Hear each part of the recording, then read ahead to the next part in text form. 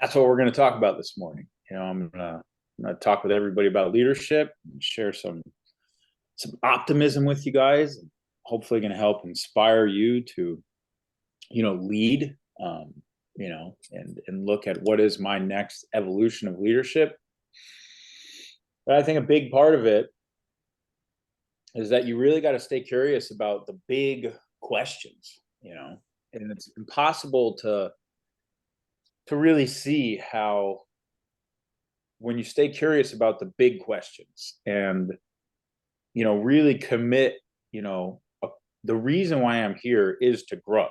That is in fact the sole reason I incarnated. It's the sole reason that life exists. It's the single thing that life has been doing since life has existed, has been looking to answer this question of what am I and what can I become?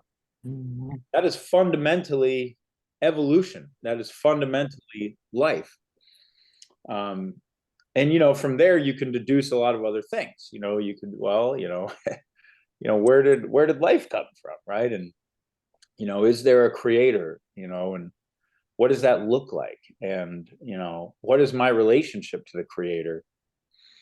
And all of these beautiful questions that, when you really take them seriously, it guides your life in a profound way. And for whatever reason, oh gosh, I don't know, around 20 years old, when I was 20 years old, I went through this massive personal transformation experience where I feel like the life that I was living ended. That life was over. I met my match, and I came face to face with death. And I knew that if I continued, living the life that I was living, that I would end up in prison or I would end up dead. There was no question about that. And so at 20 years old, most of the people that I was friends with, connected to, doing life with, they didn't change. They did not change. And most of them ended up dead or in prison, which is really sad. But I began my second life. And, after 20, there was just this sort of profound questioning in me. It was no longer just about, I think the path that many of us, grow up and, was laid out in front of us, hey, go to school, get a job, make money, raise kids, and watch TV and, die. I don't know, like save a bunch of money, retire.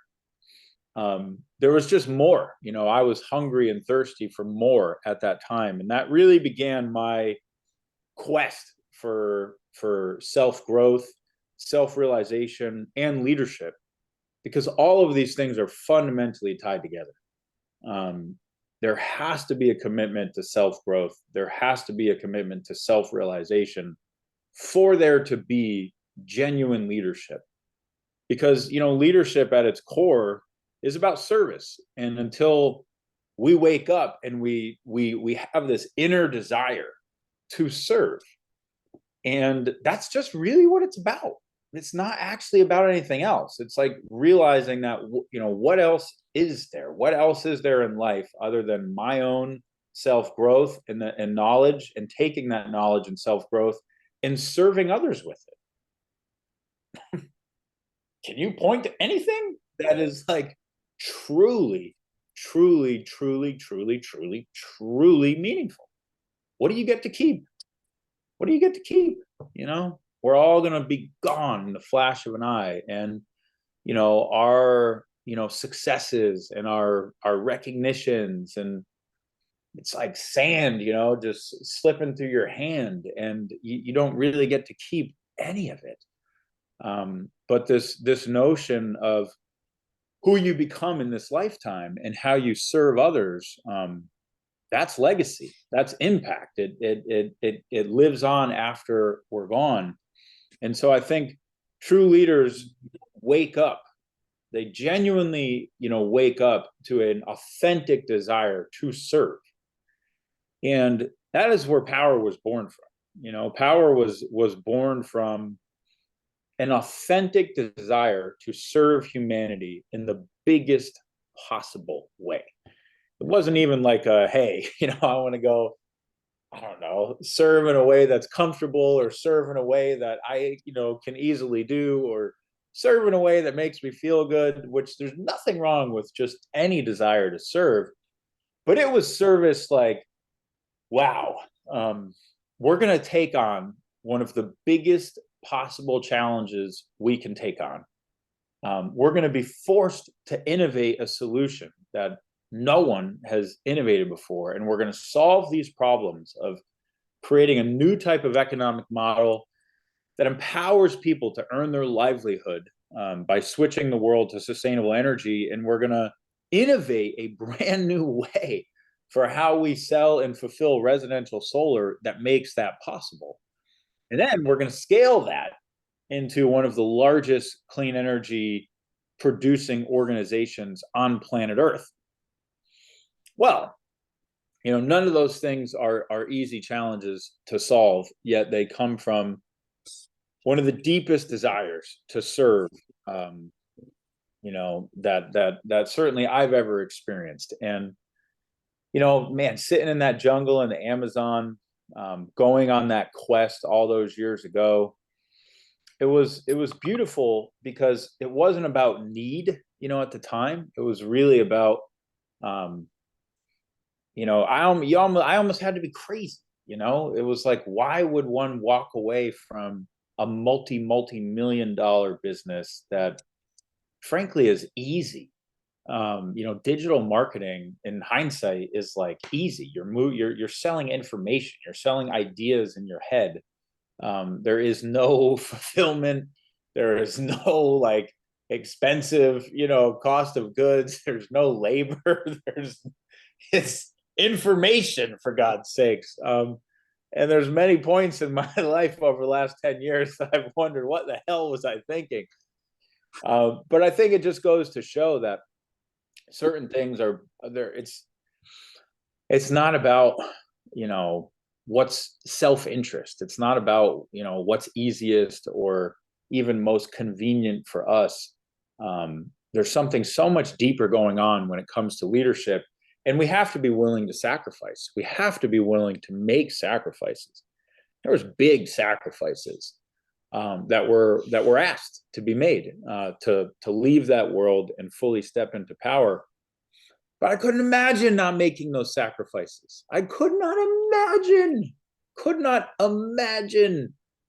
getting to look back at the last 10 years, at the community that we've created, at the company that we've built, the impact that we've made, the tens and tens and tens of thousands of homes that we have transitioned to solar.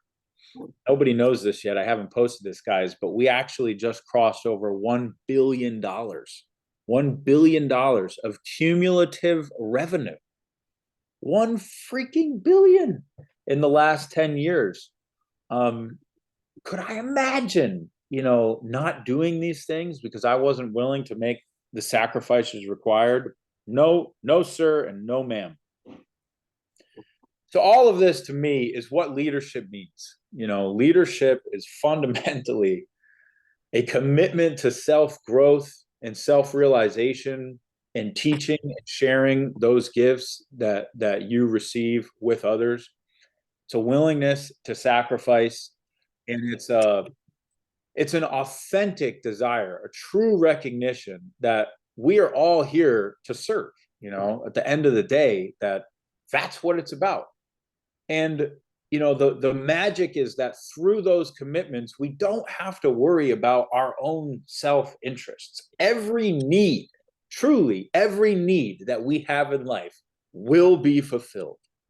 And usually beyond our wildest imagination. This is the crazy part. It's like when your focus is on how do I meet my own needs, a lot of times it's linear. You can meet those needs, but it's linear. When the focus is on how do I grow, how do I commit to self-realization, how do I serve others, the way that you meet your needs can be exponential. things can happen for you and to you that blow your mind. Like, oh my God, how did I end up in this situation? This is more amazing than I ever could have thought possible. Or, wow, I'm having an experience that is so fulfilling. I never even would have imagined this. And that's really how it can be.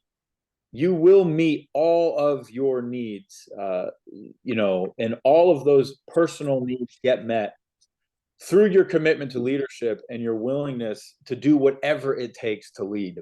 I promise you this, it's just how the universe works. There is inherent reward in leadership, especially when we surrender the desire, oftentimes for that reward. When we can sit and just be in service and we're not attached to the outcome, for some reason, I don't know why it works this way, but for some reason, when we can surrender and just be in service with, less attachment on the outcome, we end up getting the outcome times 10. It's a really weird thing. I don't know why it works that way, but it does. There's certainly magical properties going on with the cosmos. We can't explain our cosmos. Our cosmos is What are you guys doing? True mystery. And it works in mysterious ways, and you got to lean into that. So I am grateful to be here with each and every one of you having this conversation about leadership today at a time when our industry is really being tested around how we lead and what leadership means. And let's let's look frankly at what's transpiring in the industry, right? There's a lot of business models right now as we speak, and a lot of businesses that they did not, and I'm just going to theorize here. Like, why do many businesses go out of business and why do some succeed? What's that really about? And for whatever reason, it's about who got things more correct, who had a more accurate depiction of reality, and who had a less accurate depiction of reality. The businesses that are going out of business right now did not really align their businesses with reality. And the ones that are not going out of business, but are persevering, likely aligned, what they were doing more closely to how the world actually works, aka reality, than their peers. And so, again, I think a lot of times this comes down to leadership. It comes down to your mindset, and it comes down to how you see the world. It comes down to the choices that you make.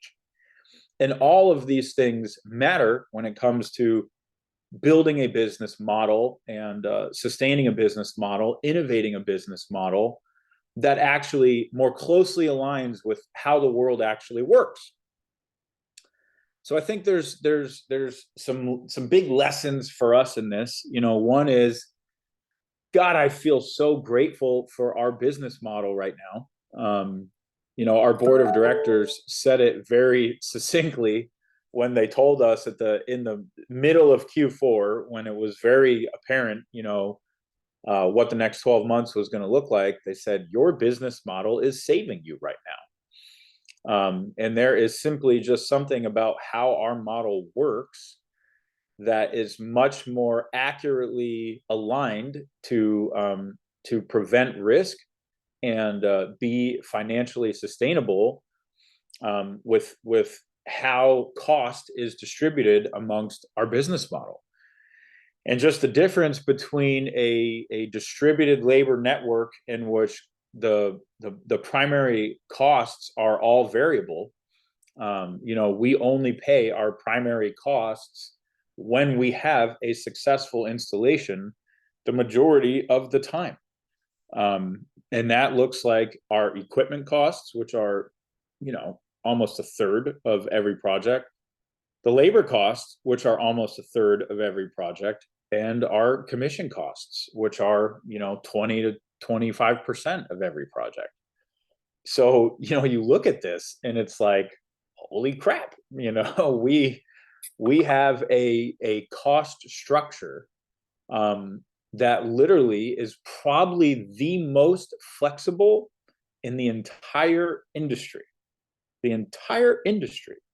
For whatever reason, how we arrived at our model is probably the safest cost structure that has ever existed in the history of the industry.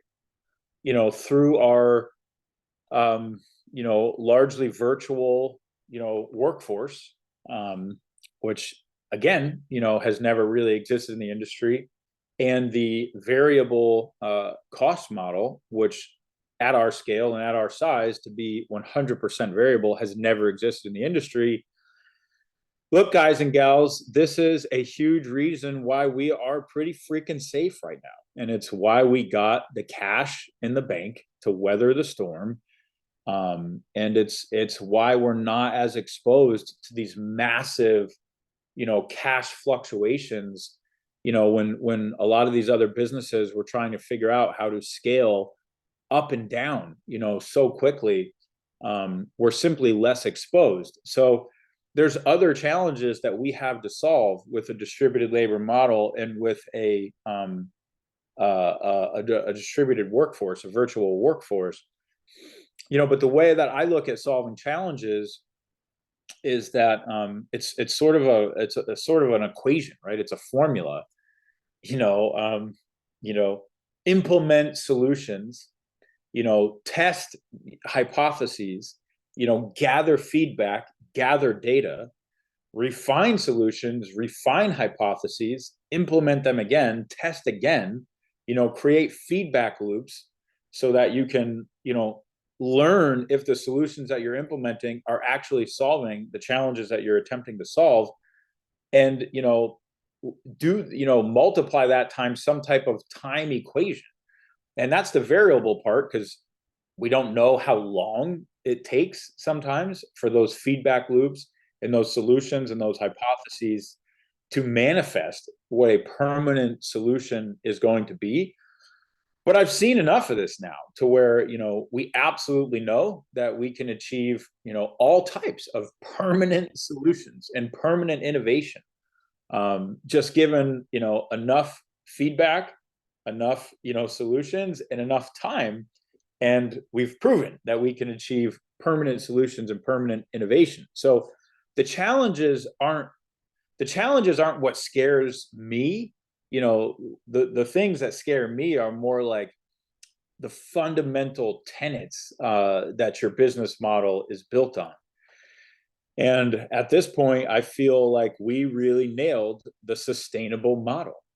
Like, we've shown that we are sustainable, whether it's, up cycles, down cycles, the whole entire industry is being tested in a massive way right now. And we all know that the leaderboard is going to be fundamentally different, when we emerge from this cycle. It's going to be reshuffled. The entirety of the industry is going to be reshuffled, and we're going to be looking at a new leaderboard.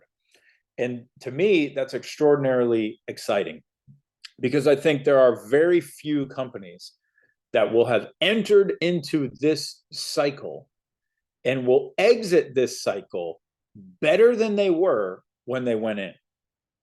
And just think about that for a moment, right? I mean, most companies right now to survive are shedding, huge parts of their businesses. They're retreating.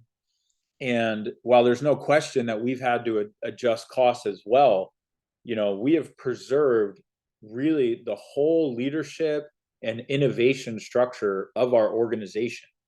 And even the things that we're working on right now, which I know many of you are aware of and saw, in our Q1 goals and our Q1 OKRs and our product roadmap that was shared with you guys, we're working on all sorts of amazing product features, amazing product innovations. There's zero question that 6 months from today, this business is going to be massively better than it was on January 1st, 2024. So I just feel this sense of gratitude, this enormous sense of gratitude And I think it's our duty as leaders to find the gratitude, to find the optimism. It's so easy to let stress and let negative narratives envelope our psyche.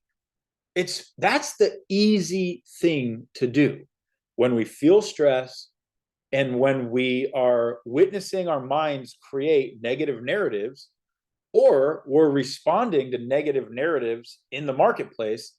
It's really easy to just indulge in that and sort of indulge in our mindset focusing on the negative. That's easy. That's what most everyone in the world does. We just kind of let the gravity of negativity pull us there, and we focus on negativity. And I can tell you exactly what each person needs from you, you are meant to lead. I can tell you what they don't need to. They do not need your negativity. I promise you this. They've got plenty of their own. And they are working on, or maybe they're not working on, because we all don't know the level of self-growth that the people that we're leading are really committed to. In fact, a lot of people are not on even the path of leadership. They're not even on the journey of self-growth, self-realization, and service. That's not the journey they're on, right? They're trying to figure out maybe their own life, and they're struggling through things and this and that and whatever, and they're not even on the path of real self-growth and real leadership yet, right? And maybe each of us is on that path in different varying degrees. Some of us are really committed to the path of self-growth and leadership, and some of us are halfway there, and some of us are a quarter of the way there, or wherever we may be. All that's fine and dandy. But what I can promise you is that what your people need from you is optimism. They need from you a view of the future that is better than what it is today. That's what they need from you. They need your optimism, and they need to see your focus on going out there and creating that better future. That's what they need. That's what we all need, because it's a powerful quality of leaders to be able to see the positive aspect of the future that we can create. We get to see what the future can be. It might not be that right now, but what leadership is seeing the possibilities, and then having the ability to go create it. That is the freaking leadership that we need to embody for the world today, and for our teams, and for our company, and for our society. And those are the people that change things, right? You see the possibilities, and then you take action to create them. That's what it's really about, ladies and gentlemen. And I'll tell you right now, I am freaking pumped up. And one of the things that I've been working on within myself over the last, quarter, and I will just share transparently with everyone, because this is part of my mission in life, right? When shit hit the fan, I usually see things first, right? I have a window into seeing things first often.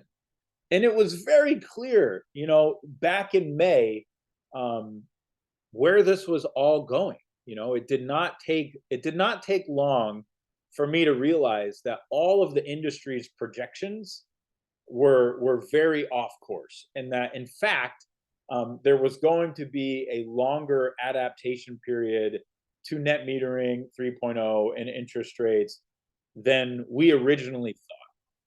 And man, did it hit me freaking hard. At the time, the company was, gosh, scaling massively. So we were literally in the process of hiring, I think about like 80 people, as this realization was coming to bear. And it's natural to feel enormous responsibility when you're a leader. It's freaking natural. It's like that's what it means to be a leader. You're gonna feel responsibility. You guys go out there and you grow a big team. You got to be willing to feel the responsibility that comes with that, and it doesn't always feel good. Doesn't always feel good. There's responsibility is an interesting thing, and I'm still learning more about it.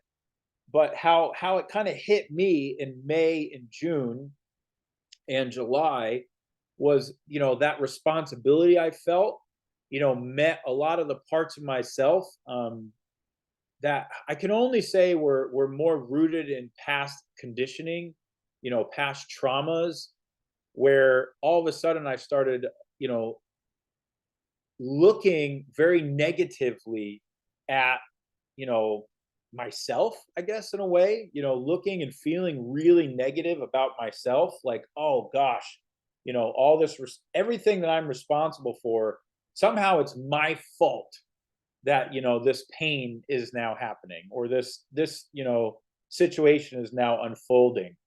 There was very much an aspect of how I was internalizing the big change that we were going through that was not positive. It was very negative, and it was, this is my fault.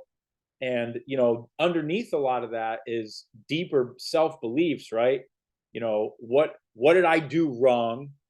How am I not worthy?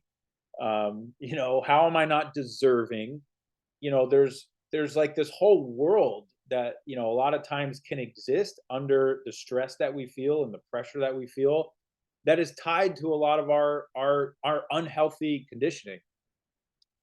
And it became clear to me that I needed to deal with this, that I actually had to take some structured time off to do some really deep interpersonal work, to be able to deal with some of these deeper underlying negative self beliefs that were not actually even about Powur's revenue, or Powur having to do a layoff, or whatever the heck it is. Those are just situations. Those are circumstances. The meaning that I make of it is what's really going on. And it became clear to me that the meaning that I'm making of my circumstances is not accurate. It's not actually what's going on. And there's something else going on, which is the reason why I'm making all of this negative meaning. And that's what I really need to dive into. And so I did. I dove in, and over the course of the last 6 months, I really invested in my personal growth and transformation. And I also saw that this was a very strategic time to invest in that personal growth and transformation, because it's often when your biggest challenges are happening, or when you've got some really challenging external circumstances. A lot of times in those moments, it's easy for all of us to want to avoid. It's easy for all of us to want to check out, to numb out, to distract, and not deal with the really painful stuff that's taking place. But that could not be, you know in those moments, that is exactly what you don't want to do, because you're going to really miss the gifts, of the experiences that are meant to transform you. Hardship contains within it all kinds of lessons and teachings. And if we miss those gifts and we miss those lessons and teachings, this really interesting thing happens in life. We tend to repeat the same reasons. We tend to repeat needing to create the same experiences. Have you guys noticed this? We repeat the same experiences over and over and over until we actually get the lesson of our experience. And this is a really weird phenomenon.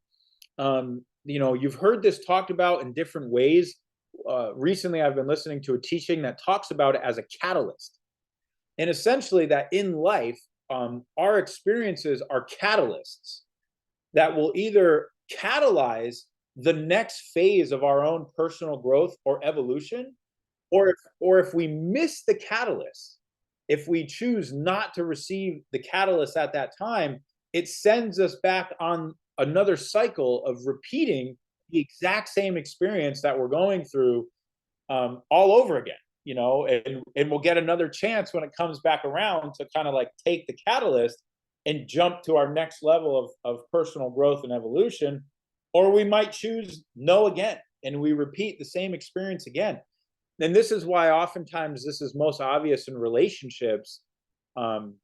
People keep repeating the same patterns in relationship, and they're like, man, how did I get back to this same experience I'm having in relationship again? And maybe we choose like, oh, I'm going to end the relationship. I'm going to go find another relationship, and that person is going to, be the easier person, and they're going to, they're going to make it easier for me. And the solution is I'm just going to find another person.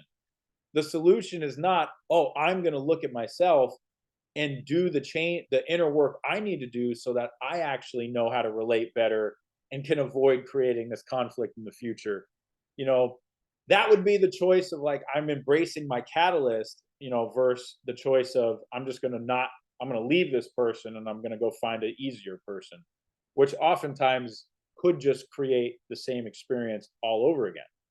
So this is an important, distinction of leadership as well, that when hardship happens, we've really got to look at that experience and understand, is there a catalyst here that if I embrace the catalyst, I'm going to solve needing to create these experiences once and for all. I'm going to jump up to my next level of growth, or am I going to avoid this and just kind of re-experience this again in the future because I still haven't got the lesson and integrated the lesson.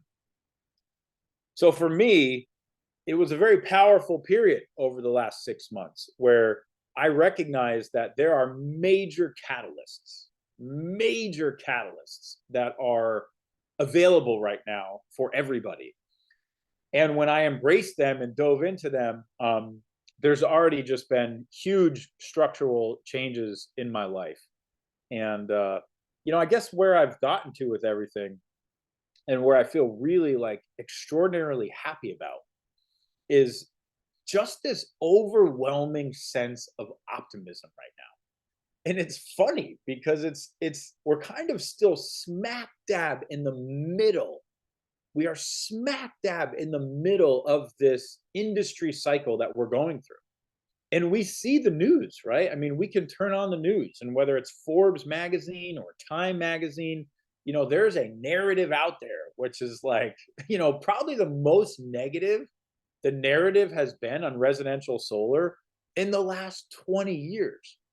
And, those are just pendulum swings, right? Those are cycles. The news has been, our friend for 20 years. And everything's talking about, the future being clean energy and the future being clean tech and the future being solar and this and that. So, of course, as soon as there's some information that the media can use against that narrative, that's going to be popular, right? These are all like pendulum swings. And, it's really about what gets the eyeballs at the end of the day. And, there's also kernels, right? There's kernels of truth and everything that the industry should be looking at.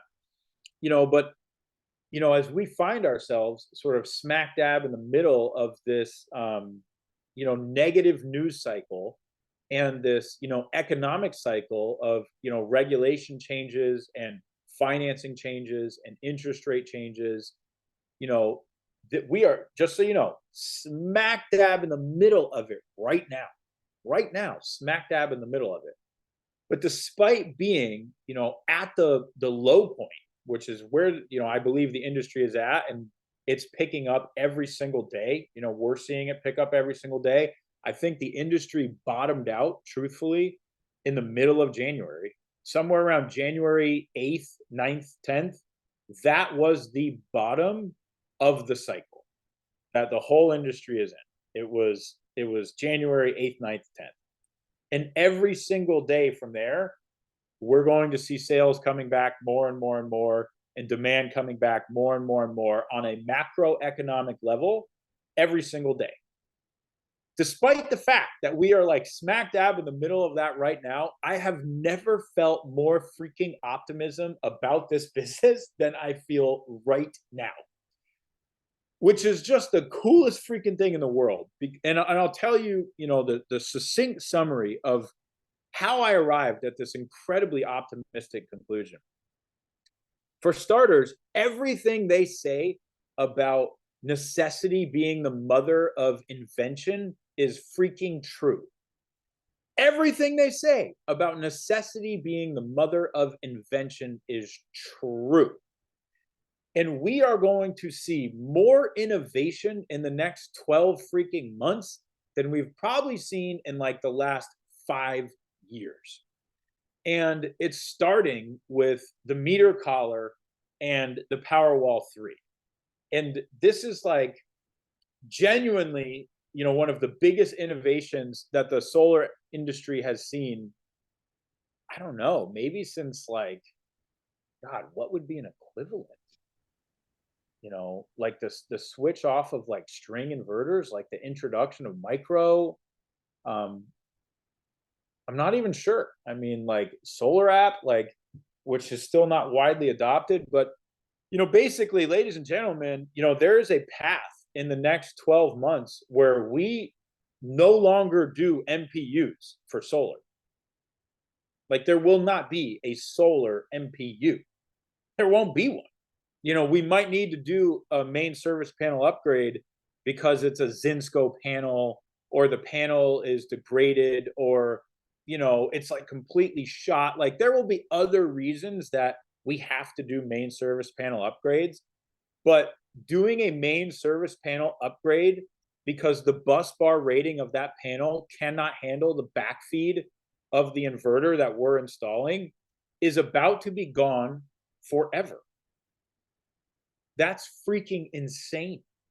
I mean, just think about the cost of main service panel upgrades, the complexity that they add to the job, and the time that they take, the freaking time that they take, and what percentage of our jobs these exist on. And there's a very real possibility that within the next 12 months, they're gone forever. And, that is because of innovation. This meter collar is freaking unbelievable. It's just like, yes, like where has this been?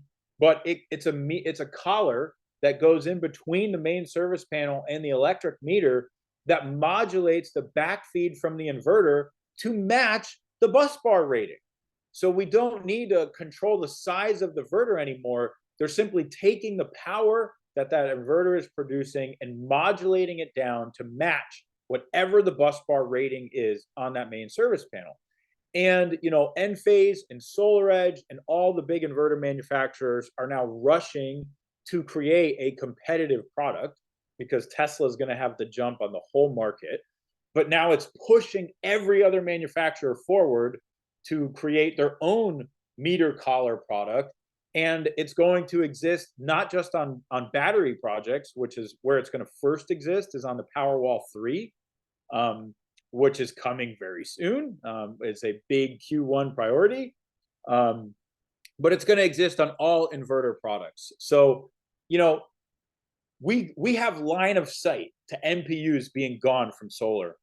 We have line of sight to the cost of modules and inverters and storage coming down to a point where they have never freaking been. I mean, we are seeing module prices in the freaking 30s, for God's sakes. We are seeing SolarEdge do a 20% drop on their inverters, 20 freaking percent drop on their inverters last week. And Tesla is once again gonna be changing the freaking game. They're getting ready to roll out a nationwide string inverter product that is an order of magnitude less than any other inverter product on the market. There won't be an inverter that's more than $1,000.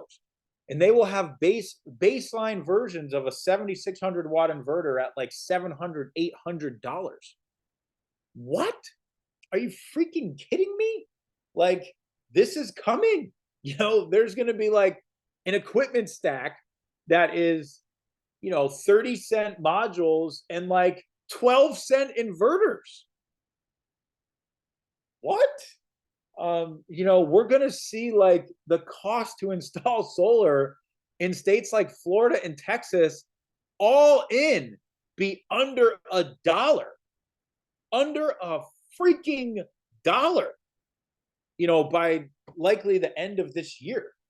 Um, that's freaking insane, ladies and gentlemen. It starts to open up possibilities where you're going to see, solar plus batteries selling for $2.20, $2.30, $2.40, $2.50. It's coming. It's coming. And the Powerwall 3, again, it's a whole home battery backup system, that is going to cost with an inverter less than the Powerwall 2 costs today for whole home backup. No critical loads panel, just straight hooked right into the main service panel, backing up absolutely everything, eliminating, a day plus of labor and thousands of dollars of labor cost.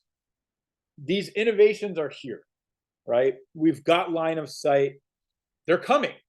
And, what this means to me is that a future in which the industry can truly sustain itself, without net metering is in sight.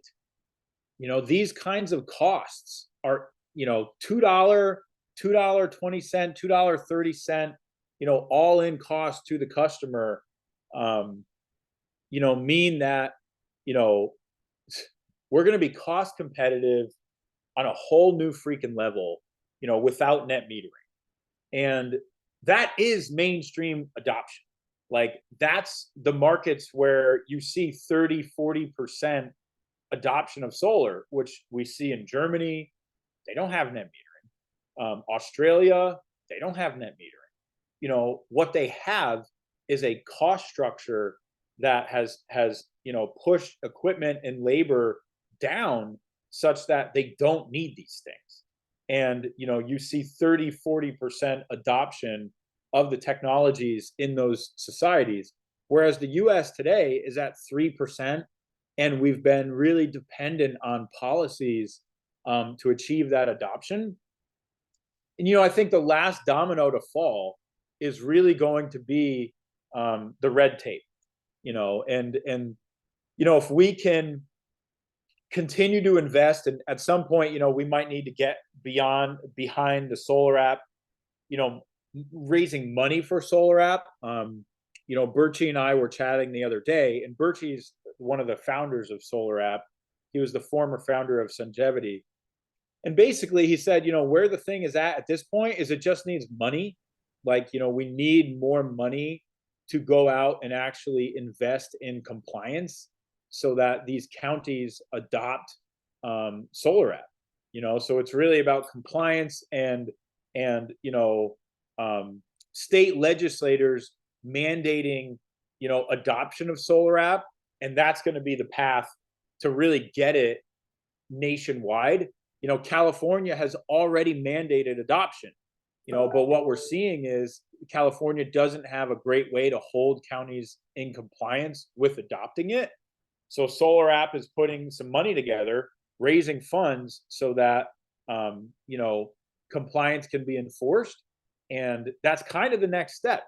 Once you see the red tape disappear with technologies like solar app, it's game over. I mean, you've got the cost coming down to where they're already going to be in line with where we need it to be. And then you've got the red tape getting removed to where we're selling a job and it's, approved and ready to install, 48 hours later, 72 hours later. This is the future, ladies and gentlemen. And, we don't know what time scale this future is going to play out on, but it is very clear that this is the future. The costs are already there. And, the path is laid out for technologies like solar app, and it's really going to be up to us. It's like we see the possibility. Now, how are we going to go create it? But there's zero question in my mind that this is the future. And it might take 2 more years, 3 more years, to really like get there to where, there's no MPUs, we're selling at $2.50 a watt for batteries. Like all this stuff is going down, right? The red tape is removed, the whole nine. But what's happening now is my belief is that this is a industry purge where all of the short-term thinkers, the short-term mindset people that showed up just to make the quick buck, right? They built business models to make a quick buck. And guess what? They're all out of business. It's all of those like short-term thinkers that get weeded out of the long-term industries. We are in an industry that is fundamentally playing out over a course of decades. The problem that we're here to solve is playing out over the course of decades. We're truly inventing a new way to power the world. We are creating a new distributed energy infrastructure to power the world that is more resilient, that is more economical, and that is true energy freedom. It's distributed, it's localized power at each customer's home, right? We're inventing something and creating something that is the future of energy, and it's playing out over decades. And just by default, that's going to weed out the short-term thinkers. But what each of us needs to understand is that the critical skill of long-term thinking, the critical skill of being able to see the future and then go out there and create it, is worth more wealth than we can fucking fathom. Pardon my French. It's worth more than we can fathom. I want you to just imagine a future in which the mainstream adoption of these technologies, solar, inverters, modules, and batteries, energy storage. Imagine a future in which we go from 3% of America, owning these technologies today to 30%. 10 times more revenue than has been generated in the entire history of our industry. Just imagine this for a minute. 10 times the revenue that has been generated in the entire history of our industry over the next 15 years in the hands of even fewer companies, right? Because whatever companies are positioned at the start of this next boom cycle, and I believe there will be less, not more. There is a weeding out happening right now, and there will be a consolidation of this future growth to an even smaller amount of the business models that actually got it right. They saw reality accurately. They built their models accurately. They got it right. And they are going to own a much larger percentage of that growth from 3% to 30% than would have existed prior to this cycle that we're in. So just sit with that for a minute and imagine, the opportunity of real long-term thinking. Real long-term thinking. What is the opportunity? Like, how much wealth, how much revenue will flow through your business because you own a piece of all that revenue? You own a piece of all that market share. You own a piece of everything that is going to flow through your business, and you have a scalable model to do this. You have a scalable model to go out there and take more and more and more market share and own more and more and more communities.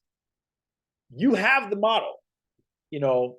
As we watch this play out over the next 15 years, I don't think any of us can imagine.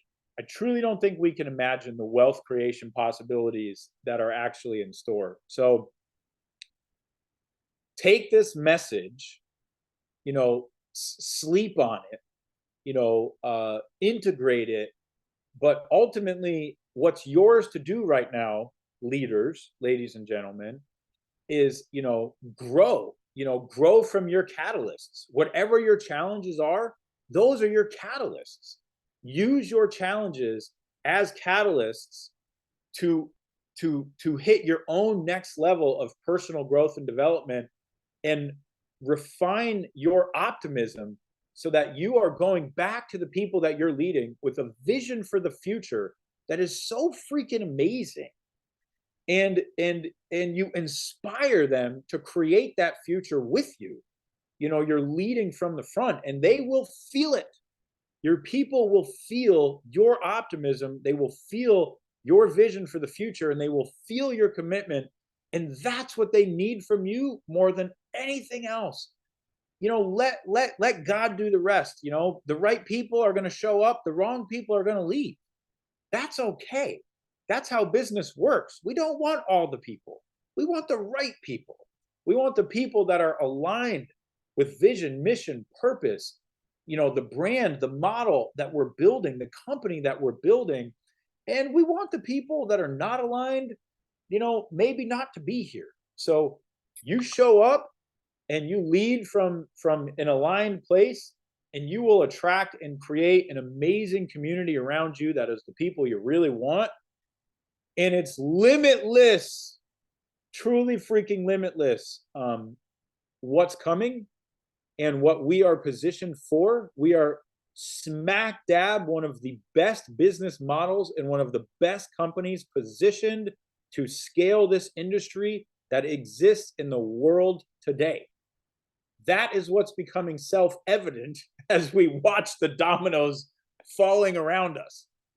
So I love you all. I'm so thankful for your leadership and that authentic, you know, human being that you are, that has brought us here to this moment. You know, the 42 of us that are on this call right now, you know, at the low point of the solar industry's once in a decade cycle, where like everything's being cleansed, all the models are being cleansed, and we are like seeing a future to create that's more powerful than ever. And we are the leaders, us 43 that are leading this company and this model, of which there's no other one like it in the world. Yeah, I'm telling you that I see you. I see each and every one of you. I'm proud to be here with you. I'm proud to stand shoulder to shoulder with you. We got our work cut out for us. It's a big job. This is a big freaking job. Truly, what each and every one of us are doing, it's a big job. Not easy, you know, carrying the leadership. It's challenging, but I believe in us. I believe in you. And I know that, you know, we're the right people to do it, and the sky's the freaking limit. So thanks for giving me an hour to share with you guys. I don't take that lightly. I really appreciate it. Let's go make some magic happen. I don't know if we got some time remaining. If you guys want to hang on a little bit, I can go over a little bit if there's any questions real quick that we want to hit on Q1 and going forward. Let me tell the executive team I'm going to be a little late to the next meeting, and we'll go from there.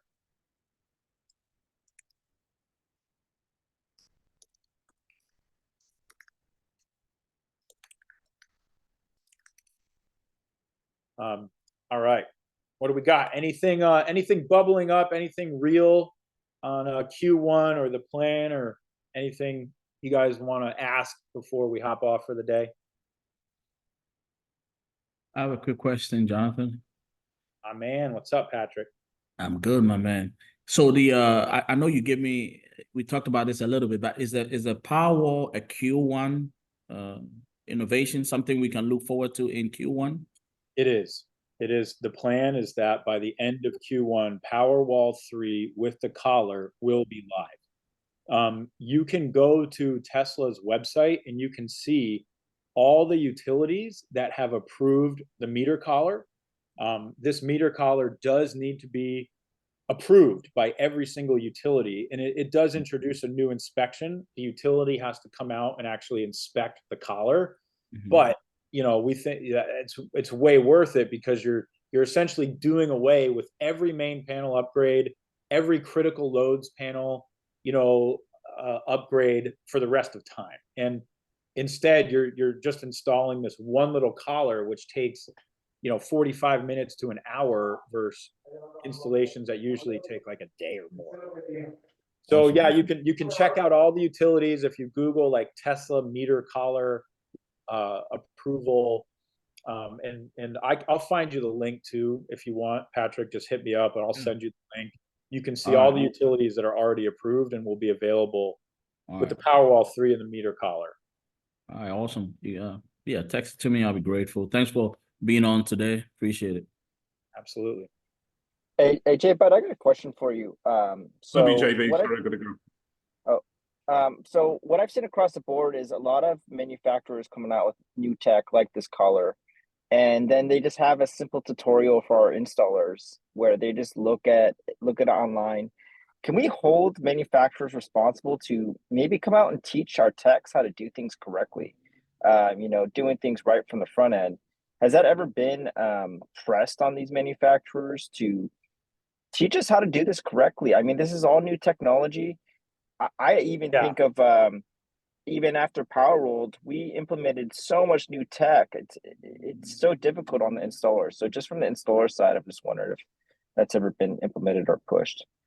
It's a super insightful question, and it's hard, right? Because the installers are all across the country, every location. So I think we have a plan for how to roll out the Powerwall 3 and the meter collar. That plan is going to include, Tesla working with the largest installers first. And if we could, kind of, knock out, the top 10 that are actually doing, 40% of the volume anyway, that's a good start. But certainly there's going to be, even just some validation in the installer community of this product. We're trying to get the labor costs knocked down to where we think they will ultimately be right from the beginning.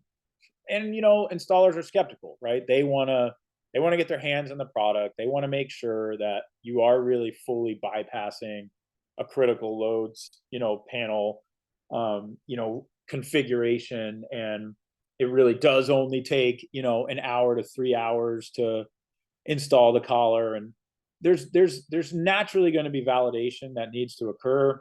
I think we just got to all accept that that's part of rolling out new technologies, that are, this is real, right? I mean, like, we're installing this in between somebody's main service panel and their meter and hooking a cord to a battery. And like, there's going to be time that it takes for everybody to get used to the technologies.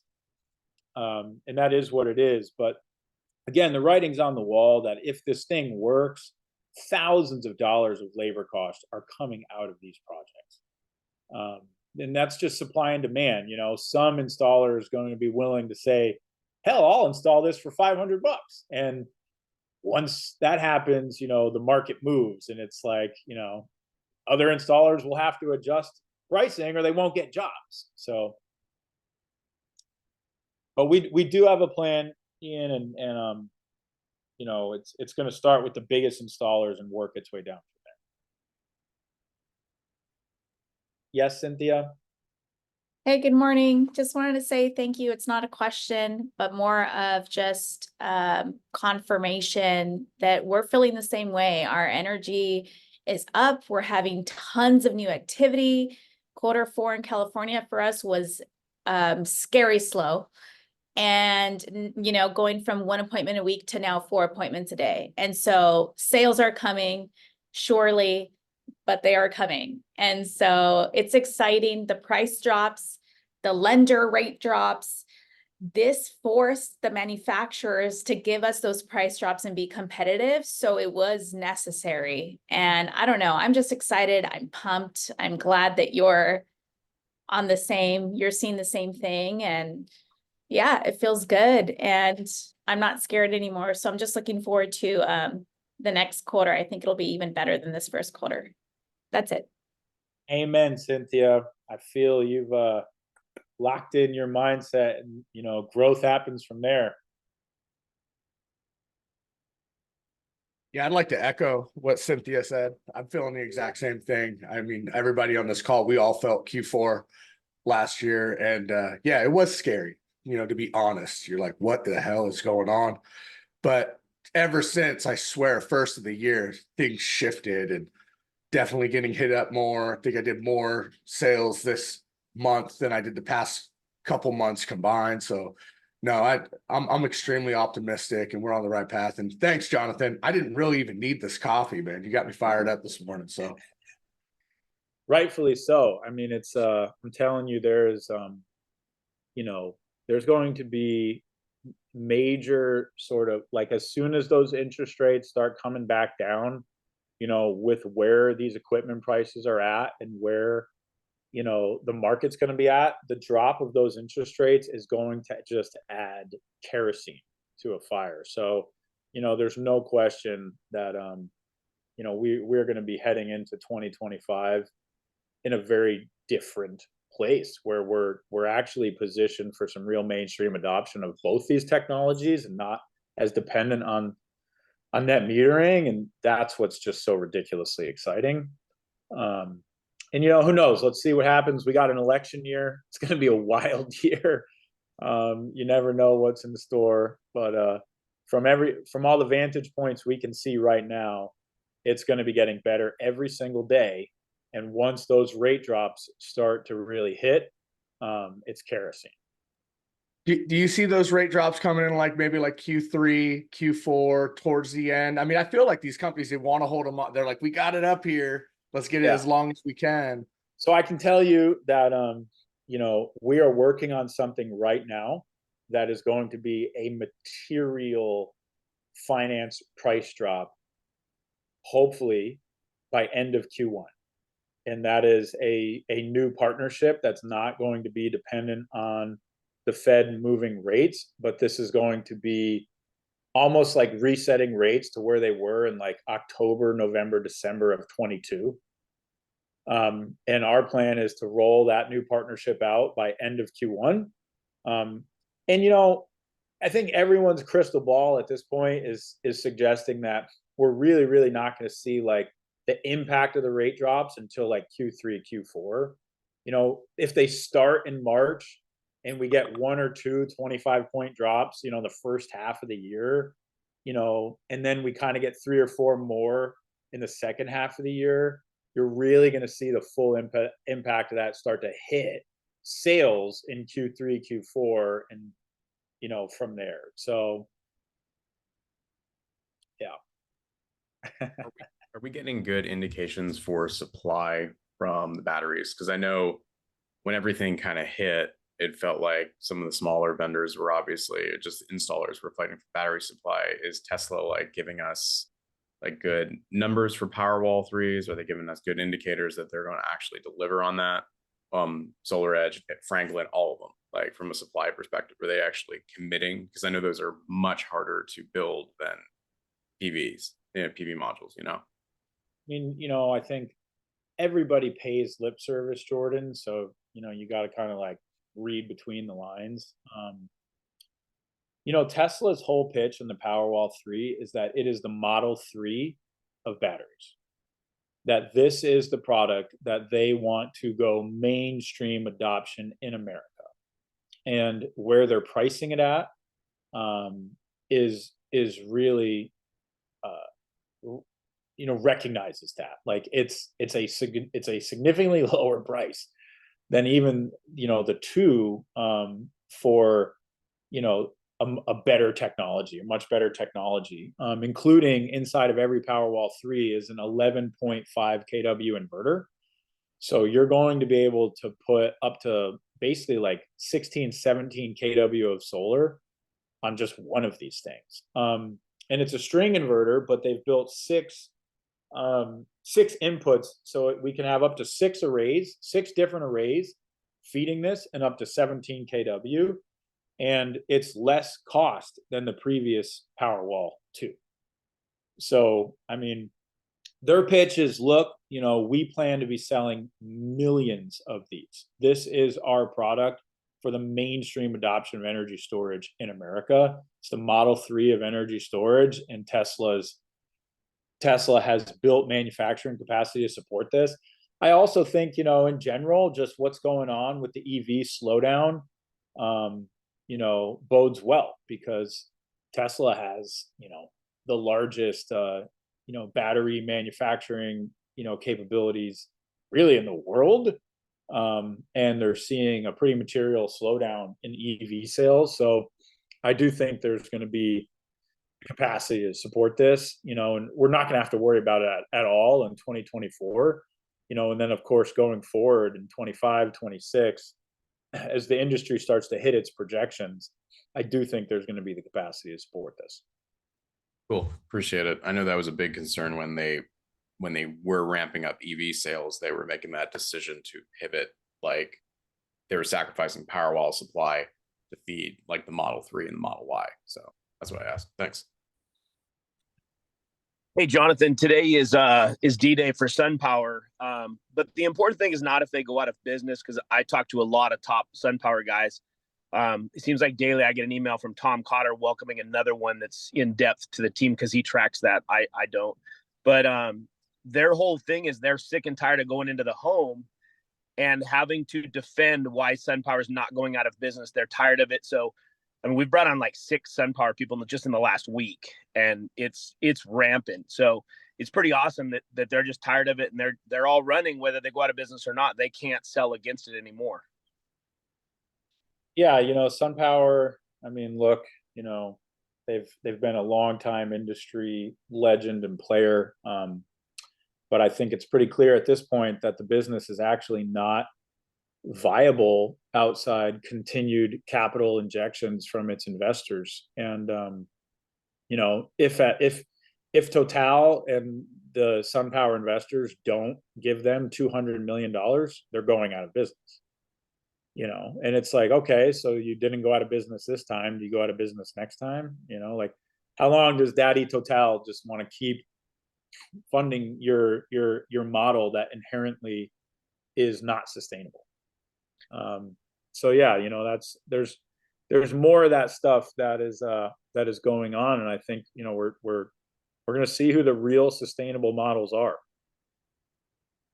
Yeah, and Total, their primary investment is oil, and all the execs with SunPower are saying no, they're not going to let us go under. But why not? There's no commodity anymore in SunPower. When I was with SunPower, we sold products that they quote unquote manufactured, but they sell more Canadian and Solaria than they do Maxeon right now.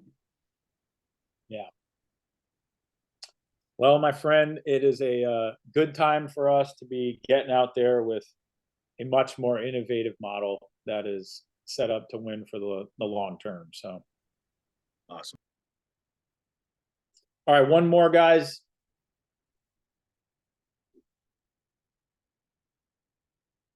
Cool. Rock and roll, everybody. Much love. Crush the game.